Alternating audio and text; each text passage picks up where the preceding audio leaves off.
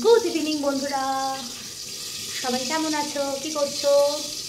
আমি বড় ব্লগ মানে এখনো অবধি পোস্ট করতে পারিনি। অনেক ভিডিও আছে, সেগুলো পোস্ট করব। তো এখন তোমরা সবাই কী করছো বলো? এখন আর গুড ইভিনিং নয়, গুড নাইট বলাটা দরকার, যেহেতু এখন 9:30 বাজে। এখন আমি তো রান্নাবান্না করছি, বেরিয়েছিলাম, কিছু কাজ ছিল। তো এই যে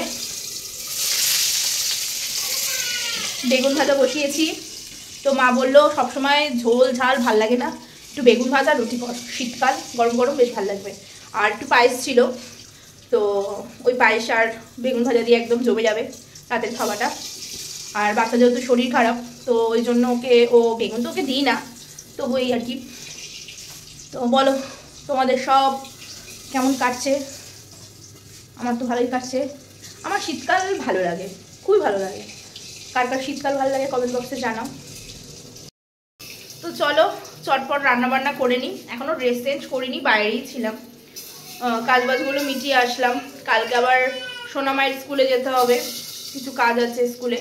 আবার 16 তারিখ থেকে ওর মানে ভোর স্কুলে যেতে হবে, আবার ইউনিফর্ম কেনা, অনেক কিছু ব্যাপার আছে। তো চলো রান্নাবান্নাটা কমপ্লিট করি, করে আবার তোমাদের সঙ্গে দেখা হচ্ছে। চলো টাটা।